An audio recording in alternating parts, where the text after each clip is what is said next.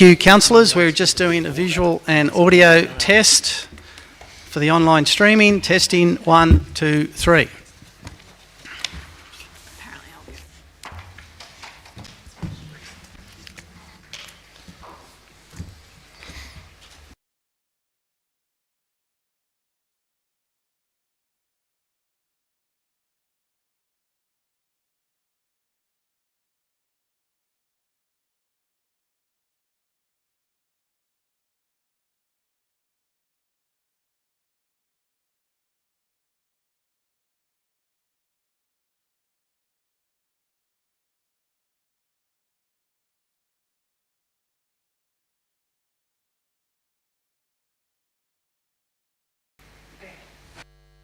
Okay, thank you everybody. I'd like to declare the extraordinary meeting for Blaney Shire Council for the 29th of August open, and thank you all very much for your attendance. In opening this meeting, I'd like to acknowledge the traditional custodians of the land on which we meet here this evening, the Wiradjuri people, and pay my respects to their elders, both past, present and emerging. So it's just a reminder that this meeting is being live streamed, and as such everybody participating in this meeting may be recorded as part of those proceedings. Apologies, I think everyone's accounted for, thank you. Disclosures of interest, Mr GM, do we have any disclosures of interest for the business here this evening? Mr Mayor, we have one disclosure of interest. It is from Councillor John Newstead. It is the report title, Minutes of the Financial Assistance Committee held 8th of August. It's item 3, page 22. The reason for the interest is the nephew and wife who own Millthorpe Little Learners. It is non-pecuniary, it is less than significant. Right, thank you. No other further disclosures of interest. Okay, thank you, councillors. We do have a public forum this evening, and I'd like to welcome Dan Drum, known to us all. Dan is going to speak in regards to item 4, demolition of existing building, construction of a commercial premises, dual occupancy and associated site works, and car parking at 10 Pym Street. Welcome, Dan. I'll give you around 5 minutes, and I'll let you know when you get close. Thank you. I'll keep it shorter than 5 minutes. Good afternoon, councillors, and thank you for your time. I'm speaking in relation to item 4 regarding the development application for 10 Pym Street. Excuse me, Dan, could you just talk a little bit closer to the microphone? Thank you. While we acknowledge and are grateful to the applicant for making a number of changes to the proposal, Steph and I feel that the predominantly steel construction of the veranda isn't appropriate and will have a detrimental impact on the heritage significance of Pym Street. As I pointed out in my email to you on Sunday night, it would appear that the design of the veranda has been misinterpreted and that the staff assessment of it lacks some critical detail. As we have previously stated in our submission, it would be more appropriate that the veranda be constructed of timber and that the supporting veranda posts be of a similar size and detail to all of the other timber veranda posts in Pym Street. Thanks. That was, I think that probably holds the record for our shortest public forum, Dan, but certainly appreciate you making the effort to come here this evening and make that short but succinct presentation to council. Okay, councillors, moving ahead, we turn to the confirmation of the minutes of the previous council meeting. To have a mover that is a true record of those minutes. Thank you, Councillor Goswich has moved that way. Do we have a seconder? Thank you, Councillor Ewan. I'll put the motion. All in favour? Aye. Against? Declared carried. Councillors, any matters arising from those minutes? If not, draw your attention to item 2, page 9, draft statement of financial reports by council for 22-23. Recommendations there 1 to 10. Do we have a mover for these recommendations? Thank you, Councillor Reynolds has moved that way. Do I have a seconder? Thank you, Councillor Somervale. Councillors, questions, comments in regards to our draft statements? Councillor Reynolds. Thank you, Mr. Mayor. While our financials look good, our profit and loss look good, with a surplus of, or a profit of around about $1.2 million, which was much higher than projected loss of around about $800,000 on the original budget. I think it's important to tell our community that it's not all what it seems. And while the community might rejoice and say, well, yes, council is doing very, very well, but, and the Chief Financial Officer may make some comments if I make any errors here, but a couple of the reasons why the profit has come out way above what was originally expected. One of them first is the grant funding that we received from the Commonwealth Government. For the first time that I can recall since I've been on council, the Commonwealth Government paid 100% of its grant funding up front last financial year, and we have to take that into account. And normally from a budget point of view, I think we take into account about 3/4 of it, but this year we had to take into account all of it, and that comes in even though we don't spend it till the current financial year, which we started a couple of months ago.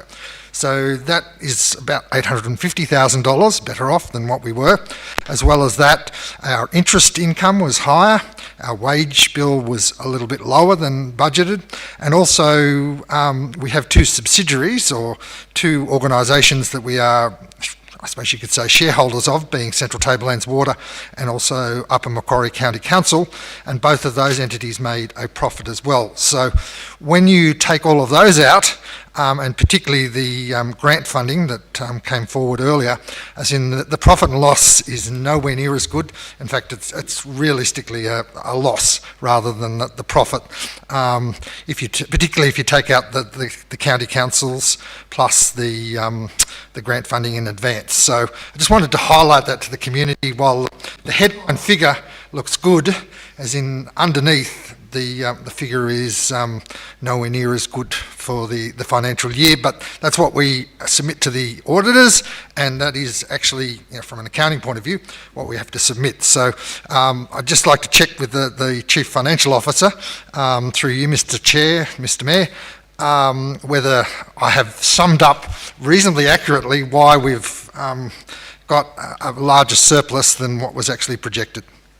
Thank you, Councillor Reynolds. I think it's a pretty good summary. I'll refer to our CFO.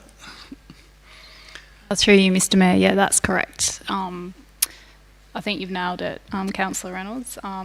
The only probably thing I'd state is that we do budget 100% of our financial assistance grant. So we receive 25% from the prior year and 100% from the next year. So I did quantify the sums for you, and the variance was about $1 million, so a little bit higher than the 850. Thank you. Thank you, Councillor Reynolds, and our cash position will diminish quite quickly as a lot of these projects get completed, obviously in the next 12 months or so.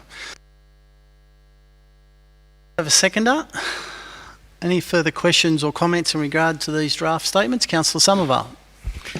Thanks, Mr. Mayor. Yes, I totally support what Councillor Reynolds says. The figures look pretty good, but when you dig down into them, there are some trends in there which continuing the sort of the worrying trajectory we've had for the last few years.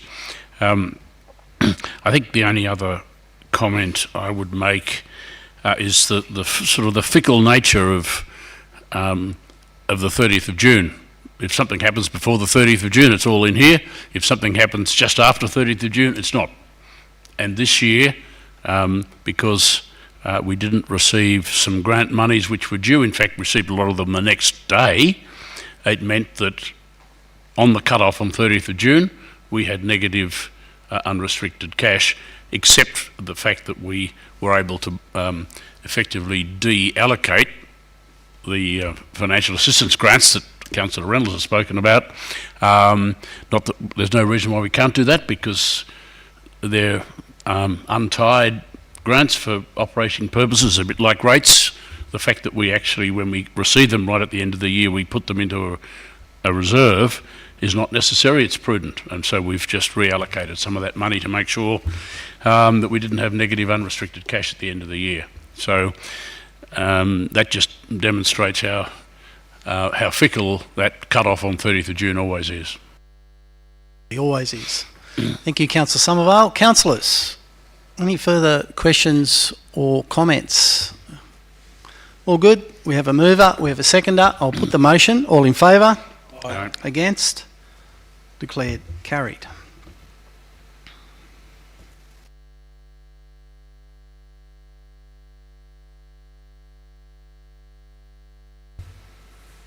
Okay, councillors, draw your attention now to item 3, page 22, minutes of the Financial Assistance Committee meeting held the 8th of August. Recommendations there 1, 2 and 3. Do I have a mover for these recommendations? Thank you, Councillor Somerville. Do I have a seconder? Councillor Goswich. Councillors, questions or comments in regards to the minutes of the Financial Assistance Committee? Councillor Somerville. Thank you, Mr Mayor. Just a quick overview in relation to this particular meeting and this round of grant applications. The trend here has been that the number of community groups applying for grants under this program has been declining in the last few rounds, and it's continued in this round. We had no applications for any fresh flagship funding, and we only had 5 applications. Excuse me, only had 5 applications for standard grants. We're recommending $9,150 be approved by council, which is set out in the report, and the reasons for that are set out in the report. I think probably the most important recommendation here is number 3, which the committee decided to put to council, and that is that we recommend that we undertake a further round, an exceptional round of the financial assistance program this year, to make it 3 rounds in the financial year rather than 2. And we should have a particular effort directed at our community groups to flush out applications for funds, because at the rate we're going, the unspent funds are accumulating year on year, and we can't allow that to happen. Those monies should be put to some sort of use. So we should, if we can't get more applications through this program, we need to rethink the whole scheme of community assistance. It's an excellent initiative. Thank you, Councillor Somerville, by the committee to go out again in October. Councillors, any further questions? Councillor Price-Jones. I'd just like to obviously support David in, or Councillor Somerville, sorry, in that. And say that, I think that we need to look at how we're reaching the community. I actually also missed the round for whatever reason, so maybe we need to look at how we market it and how we let people know. Absolutely. Thank you, Councillor Price-Jones. Councillors, any further questions or comments? I think we all pretty much agree with that. Those comments from Councillor Somerville and Councillor Price-Jones about getting back out in that community and pushing what is a really excellent program. If there's no further questions or comments, I'll put the motion. All in favour? Aye. Against? Declared carried. Councillors, move now through to page 27, item 4, DA 2022, with some changes. We'll just have a quick note of those changes. So this is in regards to DA 2022-48, demolition of existing building, construction of a commercial premises, dual occupancy and associated site works and car parking at 10 Pym Street, Millthorpe, which is also the subject of our public forum earlier. So maybe the Director could highlight the changes to this report.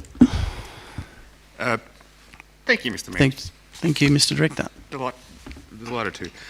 Before I ask for a mover and seconder, that'd be very useful. Thank you. In relation to the proposed additional condition, which I suppose we had a discussion on last evening, proposing as part of this condition is for when certain parts of the development occur which have the potential to cause disturbance or disruption in the neighbourhood. I'd like to know how the developer's going to do that, and in that regard put to us their proposed protocol to be able to deal with that, which we would have a look at, and if it's all is in order, then it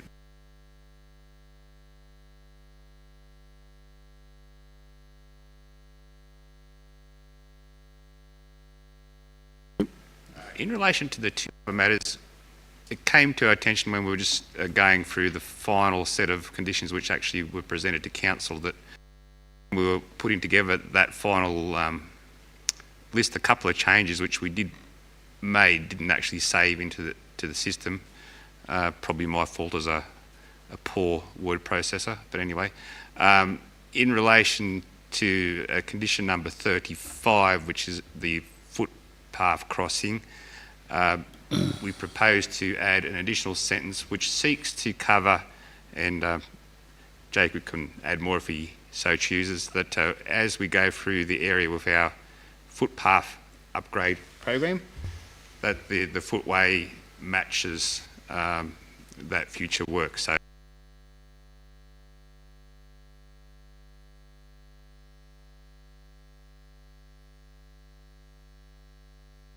and condition number 41 in relation to the bond for the gutter crossing and the associated works on the footpath actually should read $10,000, which is the square meterage and lineal meterage costs as outlined in council's fees and charges. So that is proposed to be added to a change to proposed condition.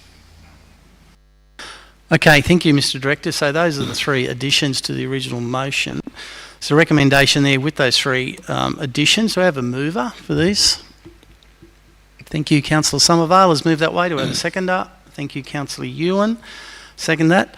Councillors, questions or comments in regards to what is a very important development in Pym Street, Millthorpe? Councillor Reynolds. Thank you, Mr. Mayor. My question through you to the Director is with relation to the public forum we heard tonight from Mr. Drum, with relation to the materials used or proposed to be used. So why did council agree, I suppose, in the development application with the conditions to steel-like materials rather than the wooden materials that much of the rest of Millthorpe is proposed from a heritage point of view? Thank you, Councillor Reynolds. Mr. Director. And thank you, Mr. Mayor. There's also just one, as part of the discussion, one item that I should, in a public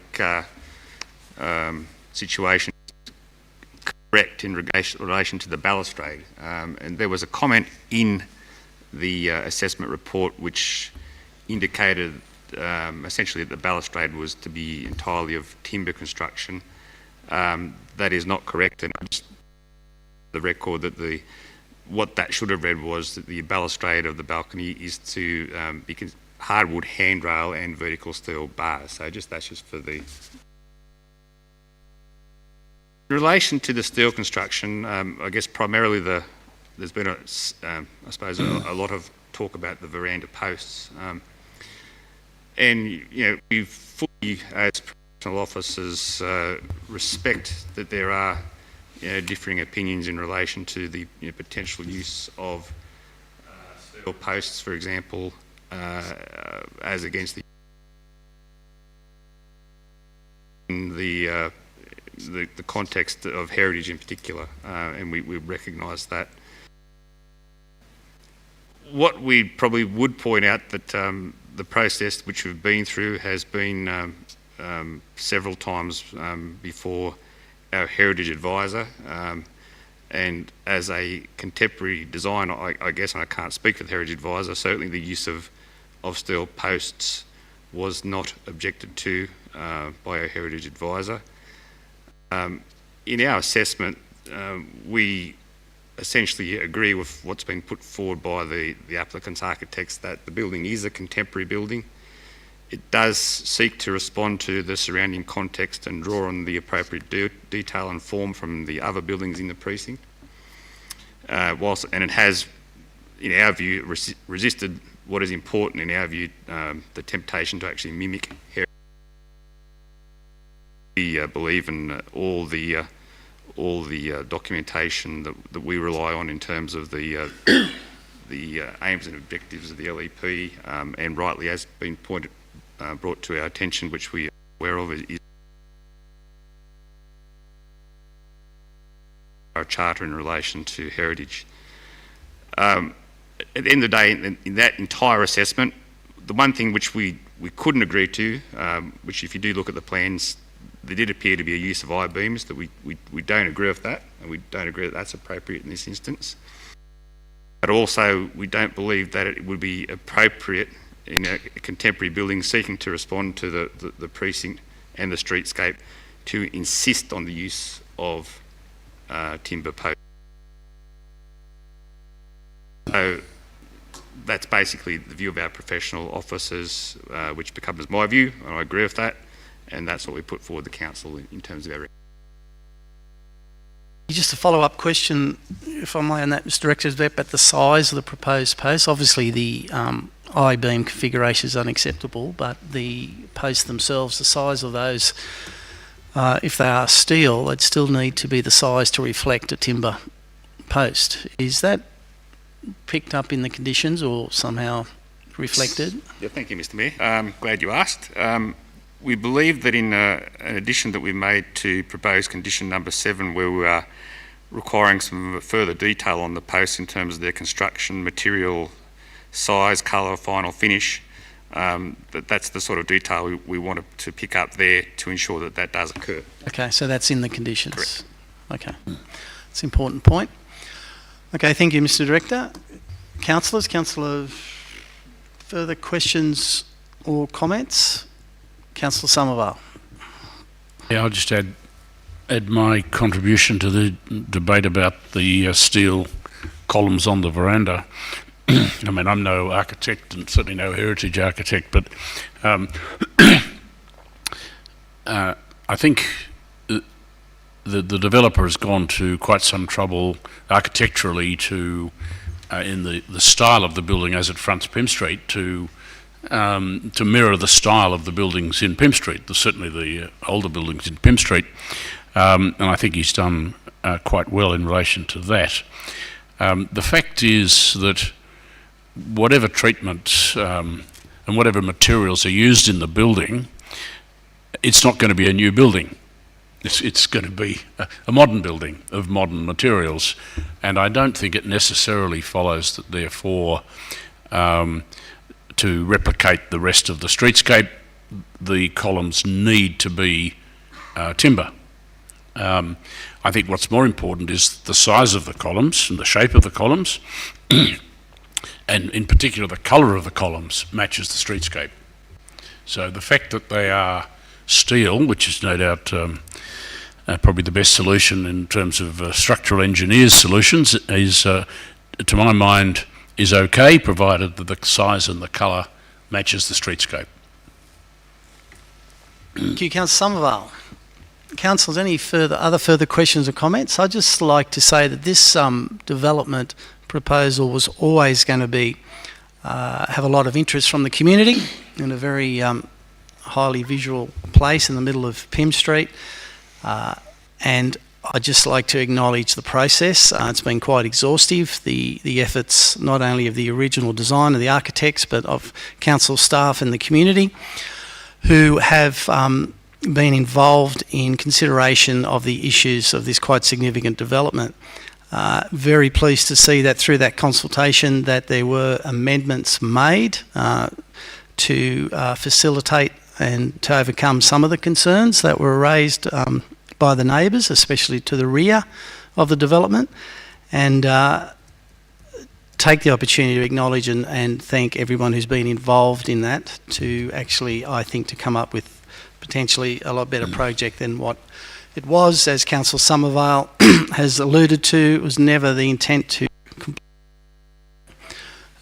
what we have in Pym Street, but it's important that it doesn't detract. I think that the balance has been sought and the architecture has been found in this. One important issue that was raised, which was understandable, was the potential of the residential apartments at the rear of the development to overshadow the view of Pym Street. And again, I'd like to acknowledge the architects who came back with some additional rendering of what that would look like, especially up the driveway, because the initial elevations I thought were quite misleading, and so I could understand the concern of the community. Those renderings I know have been distributed, and as far as I'm concerned, or aware anyway, that they did reflect a better appreciation of what that elevation would look like looking up the driveway. And I think, as it's turned out, it certainly has a lot more minimum impact on that view than what was originally originally shown. So again, quite a large development in the middle of Pym Street. It does look like it is going to be sympathetic to the streetscape and certainly not detract, which is always a concern when approving or looking at development in such a wonderful historic village as Millthorpe. But all in all, I believe a pretty good process to end up where we are here today. So, councillors, we have a mover, we have a seconder, we've acknowledged the extra conditions that have been put forward tonight and acknowledged the in the conditions and around the posts, which were indeed probably one of the main issues, apart from the neighbours' concerns, which I think have been generally overcome. Are there any other questions, councillors, in regards to this item? If not, I have a mover, I have a seconder. I'll put the motion. All in favour? Aye. Against? Declared carried. A call for division. Let the minutes show that the decision was unanimous.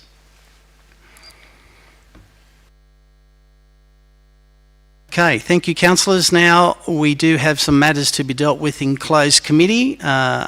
In regards to item 5, page 57, matters to be dealt with in closed committee in accordance with Local Government Act and the Local Government General Regulation 2021. In the opinion of the General Manager, the following business is of a kind as referred to in section 10.2 of the Act and should be dealt with in a part of the meeting closed to the media in public. Item 5, Tender 7 2023, supply, delivery and placement of sprayed bituminous surfacing. Do I have a mover that we go into closed committee? Councillor Goswich has moved that way. Councillor Reynolds has seconded. I'll put that. All in favour? Aye. Against? Declare carried. We'll now go into closed committee.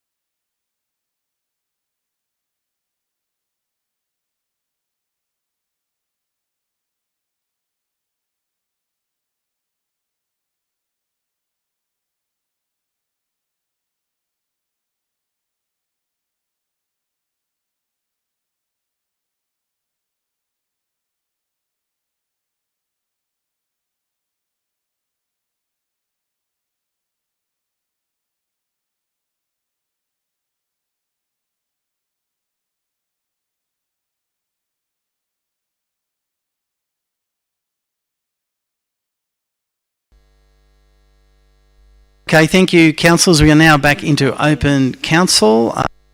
Resolve the matters that have been dealt with in closed committee. Item 5, tender supply, delivery and placement of sprayed bituminous surface. The recommendation which was approved is that council accept the tender from Fulton Hogan Industries Proprietary Limited for the quality assured schedule of rates contract for the supply, delivery and placement of sprayed bituminous surfacing.